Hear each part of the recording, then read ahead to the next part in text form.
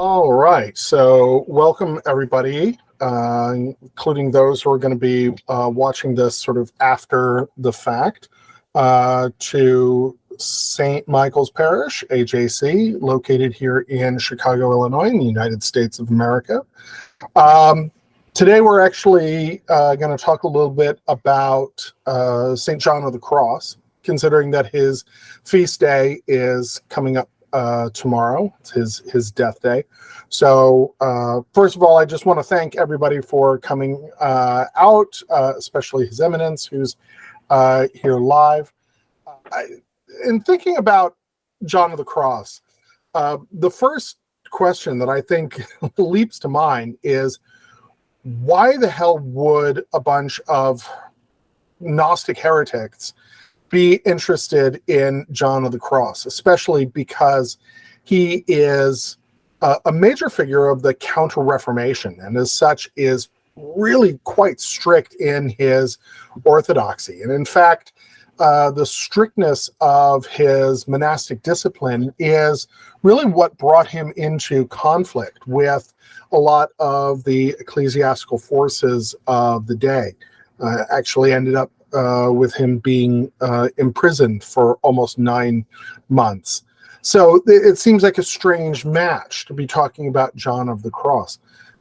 But if we look at John's writings and his teachings, there does seem to be no lack of Gnostic elements and a strong influence of Pseudo-Dionysius's negative theology.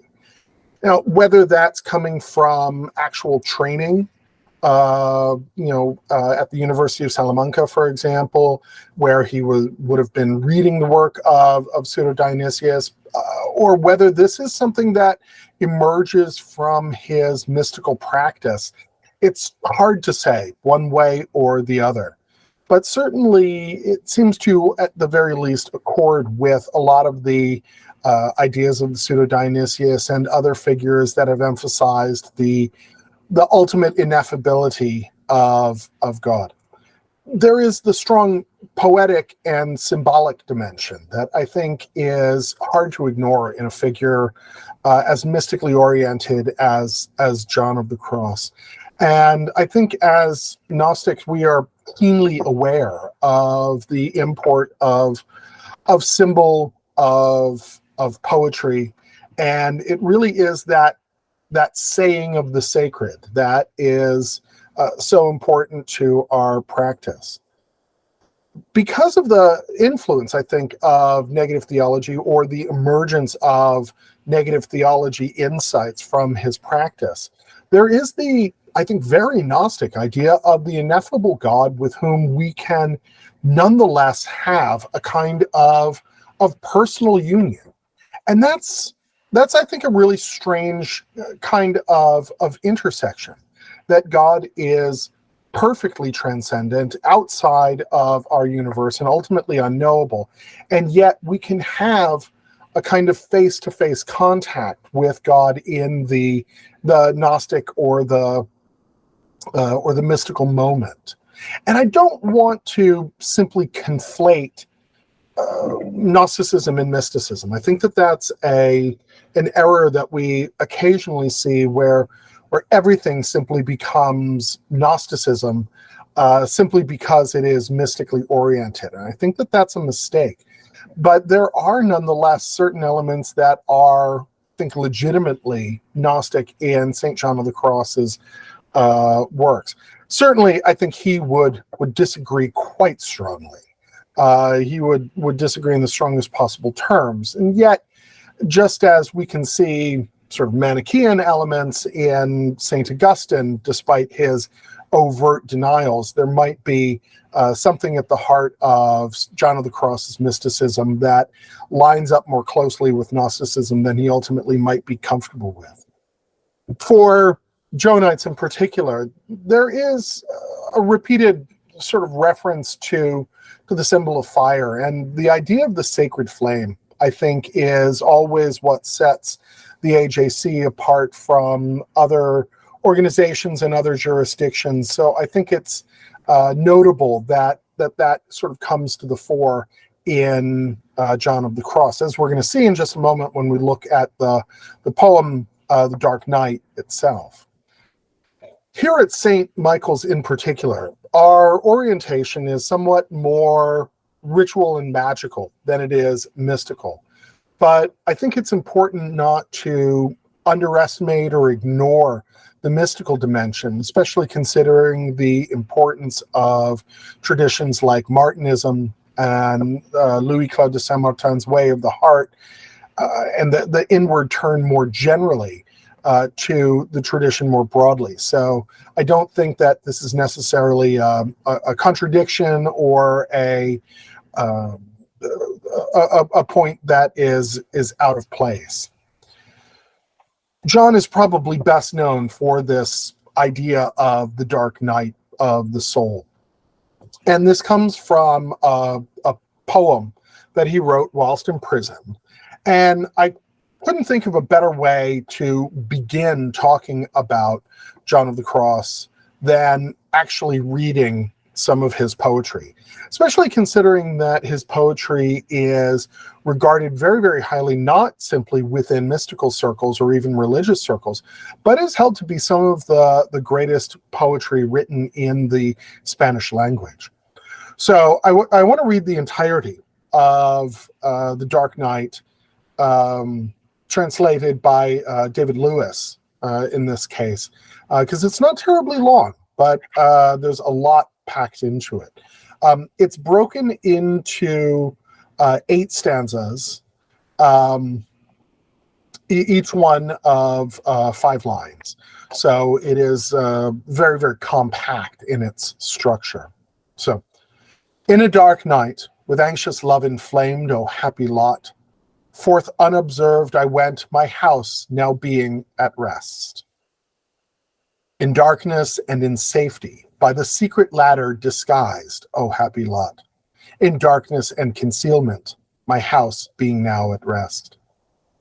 In that happy night, in secret seen of none, seeing not myself, without other light or guide, save that which in my heart was burning. That light guided me, more surely than the noonday sun, to the place where he was waiting for me, whom I well knew, and where none appeared. O guiding night, O night more lovely than the dawn, O night that hast united the lover with his beloved, and changed her into her love. On my flowery bosom kept whole for him alone, there he reposed and slept, and I cherished him, and the waving of the cedars fanned him. As his hair floated in the breeze that from the turret blew, he struck me on the neck with his gentle hand, and all sensation left me. I continued in oblivion lost. My head was resting on my love, lost to all things and myself, and amid the lilies forgotten, threw all my cares away. I think we just have to kind of let that one sit there. I think if we can certainly, like any piece of verse, pick it apart and look at particular symbols and uses of rhythm and so on and so forth.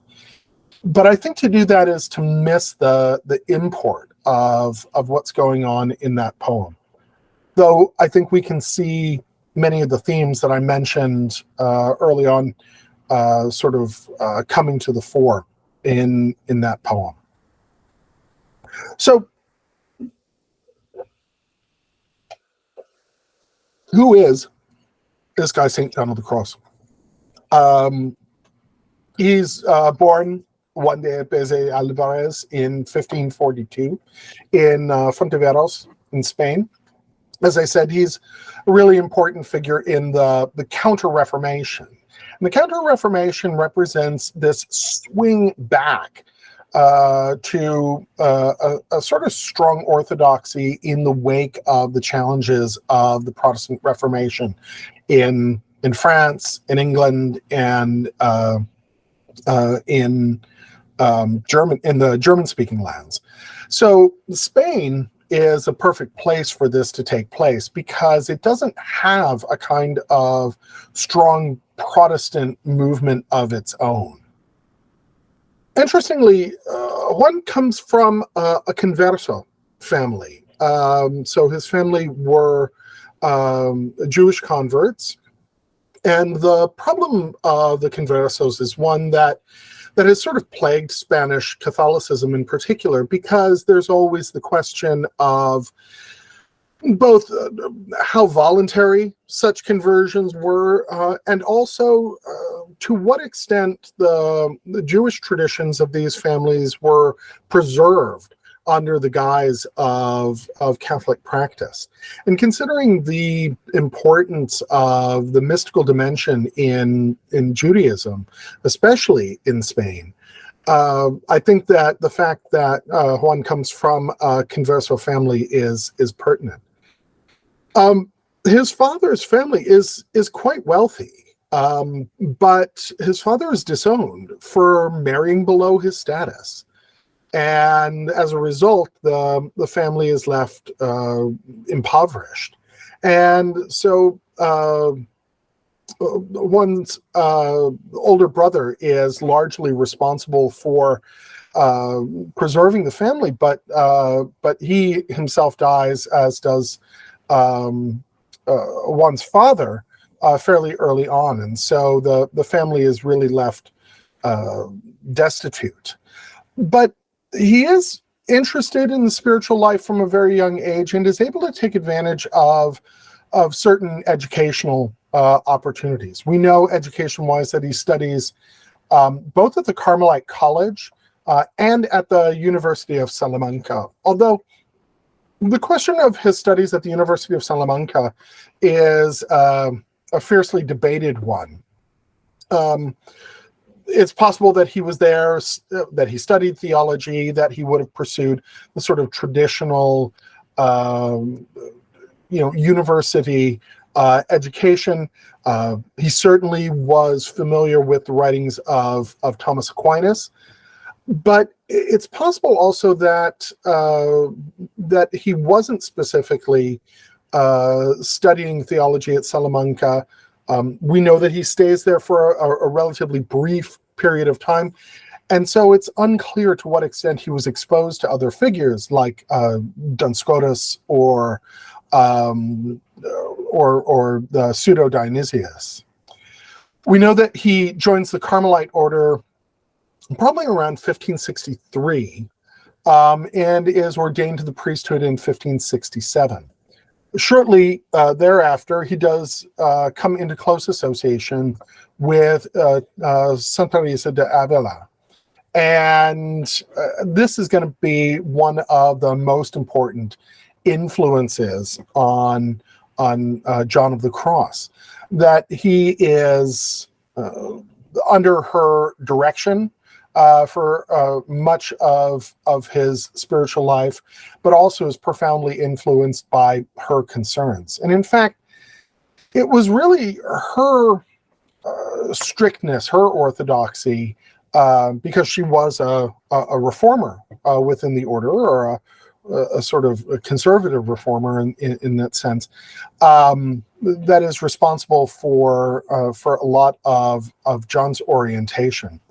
Ultimately, the Discalced Carmelites, that is the as I always put in my notes, the shoeless hippies, are separated off from the Carmelites, not because they are innovators or because they're doing something revolutionary or radical, but because they are conservatives, because they are looking back to a stricter observance.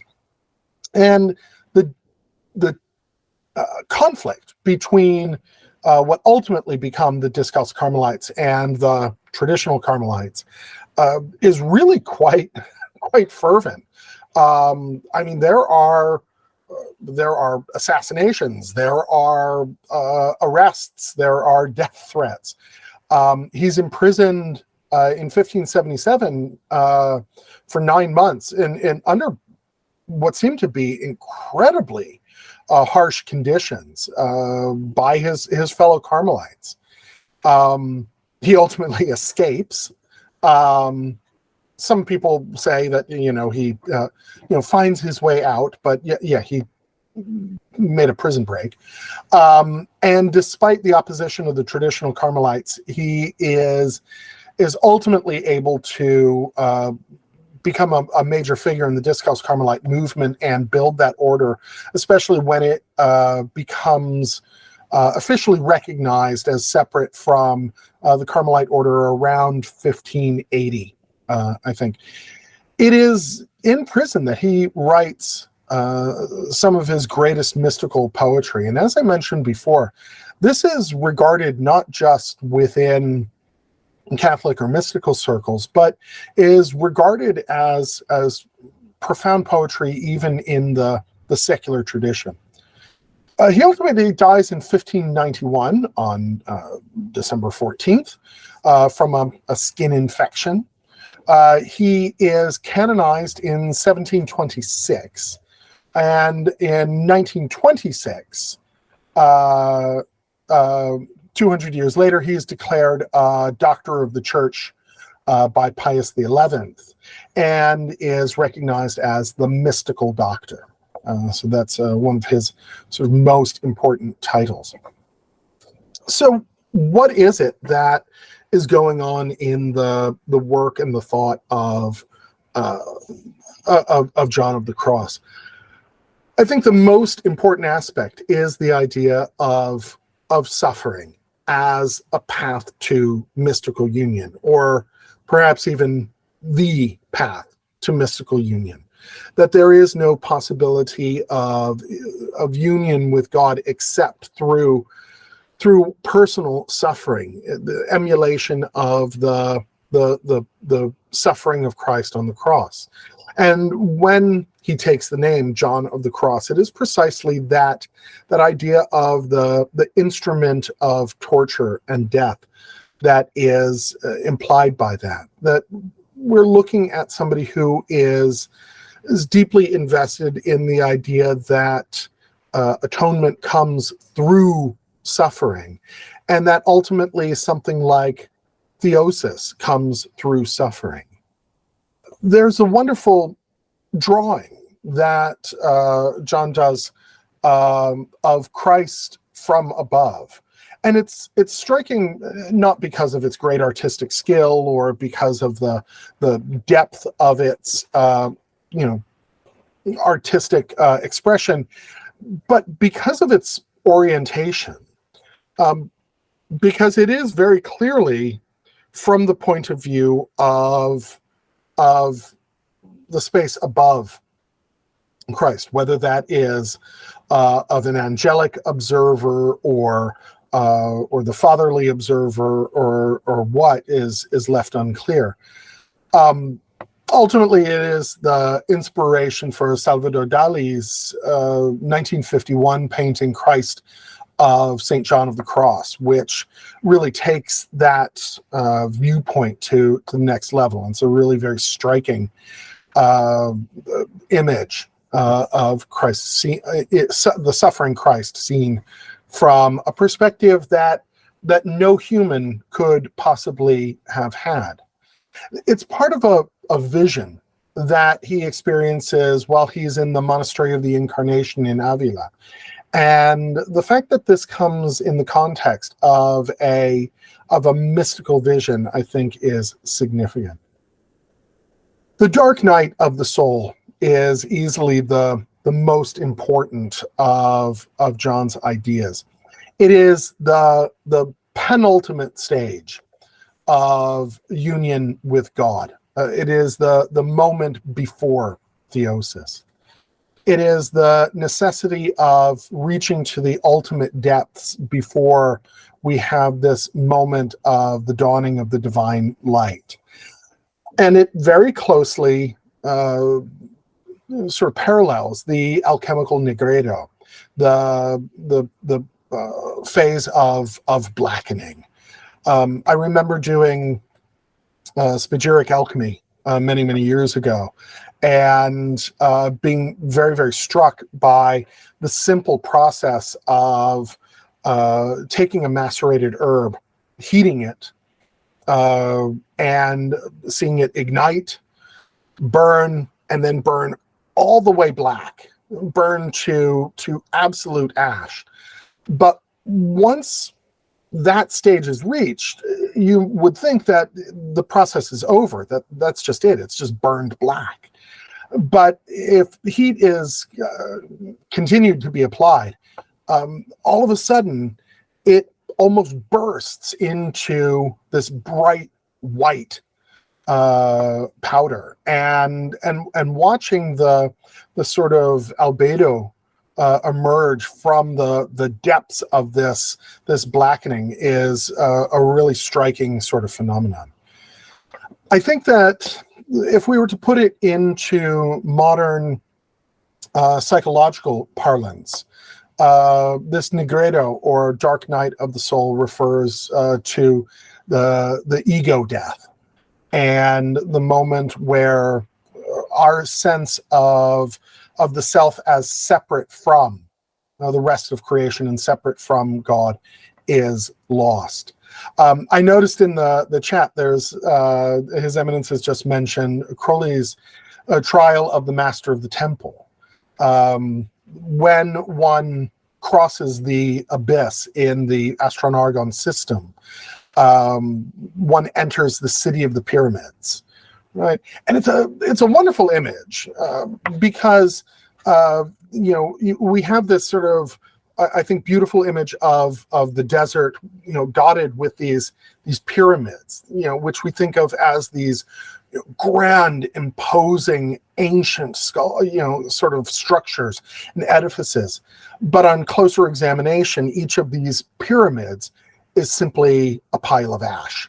It's simply someone who has whose ego has been burned away by the process of crossing over the abyss. So I think that these are all a part of a singular kind of image. And it is odd, I think, that so much attention should be paid here to the importance of spiritual distress, especially since we try in so many contexts to alleviate spiritual distress. If you look at the sort of workshops that we often have at our annual conclaves, often they are about dealing with either spiritual distress in congregants and the people who come to us as clergy for guidance and counsel, or struggling with spiritual distress as members of the clergy.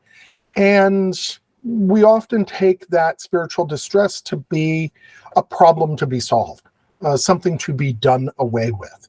And I think that what's important in John of the Cross is that spiritual distress is a necessary step in the very, very painful process of theosis, of attaining this intimate contact with God.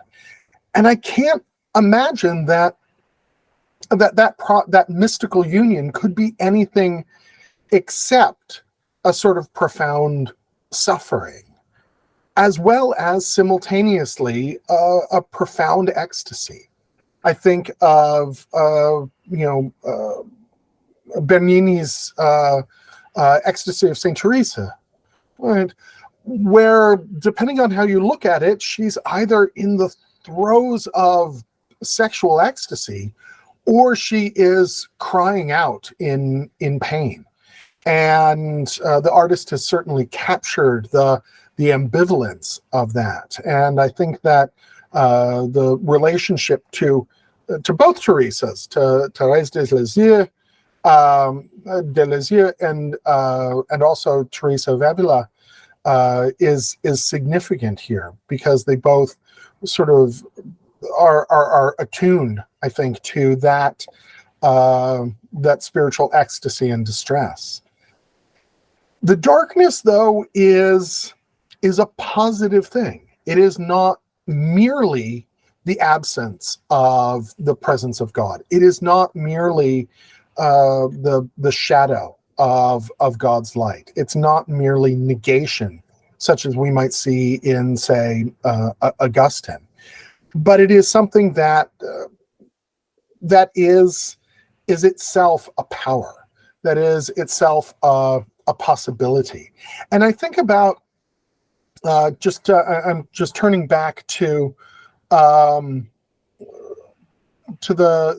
poem, right? "O night more lovely than the dawn." This is not a night that is merely the lack of sunlight, but a night that is the awaiting and the preparation for, and the necessary preparation for the dawn. And considering that it is now the Advent season, I think that makes a lot of sense. This emphasis on the interplay of darkness and light, in which darkness is not simply subordinated to the light and relegated to the state of absence, I think does betray some influence from the Pseudo-Dionysius. Again, whether that's a direct intellectual influence, or whether that is simply two mystics arriving at the same conclusion, hard to say. But it is close to the kinds of images that we see, for example, in the Cloud of Unknowing as well. And this mystical union seems to be the necessary precondition of real theosis. And so the emphasis is very much mystical rather than magical, to use what is perhaps a false dichotomy. But John is still very, very deeply invested in the practice of Christian ritual. And one of the most important ritual practices for John and for Teresa of Avila is the office of the hours. One of the essential elements of the practice of the Discalced Carmelites is the regular observance of the office of the hours. So it is important for their order generally. There are also multiple references in John's work to explicit references to the office of the hours. And considering the strict discipline that sets the Discalced Carmelites apart from the traditional Carmelites, I think it's hard to divorce that from the ritual practice of the office of the hours and, most importantly, of the Eucharist. And I think that in looking at the progress of the Eucharist, it's very easy to see this moment of the dark night of the soul immediately before the transubstantiation of the Eucharist.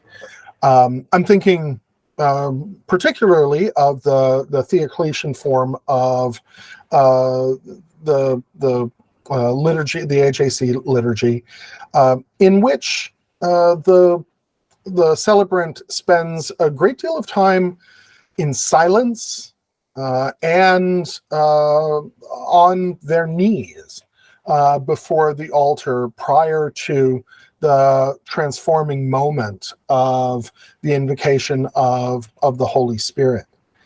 But it also occurs to me, and this is a theme that I've picked up on a couple of times in recent talks that I've given for the AJC, that to invoke something is of necessity to be in a state of lack, to be in a state of emptiness. And that emptiness is the necessary state for drawing something in.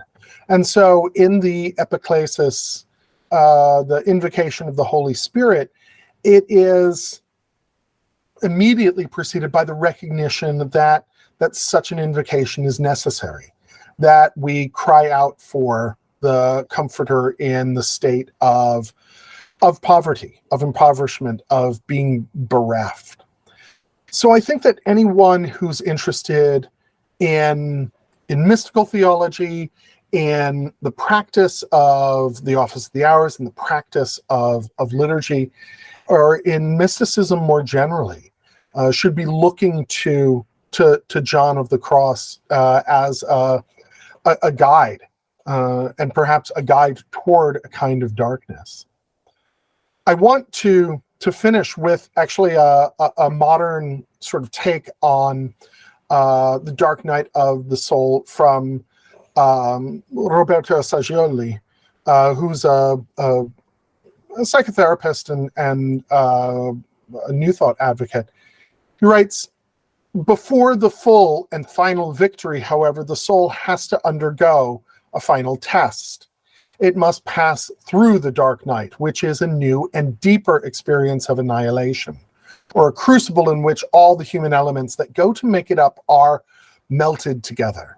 But the darkest nights are followed by the most radiant dawns, and the soul, perfect at last, enters into complete, constant, and inseparable communion with the Spirit. So that, to use the bold statement employed by St. John of the Cross, quote, it seems to be God himself and has the same characteristics as him, close quote. And this last quotation from John, I think, is the most striking, because it identifies the experience of theosis in which it and we take on the characteristics of God. And this is something that happens through an annihilation in which what we are is taken up, and now my professional interests are showing aufgehebt, overcome, or exalted in the sort of Hegelian sense, in which what has come before is not repeated, but presented in a new and transformed way. And ultimately, I think it is that transformation that is essential to the practice of Gnosticism generally, and of the AJC in particular. So that's what I have to say about St. John of the Cross. It's not my speciality. I had to do a lot of frantic internet research. I always put that word in scare quotes. To look for even the basics here. But I think that this gives us a quick overview of the importance of John of the Cross.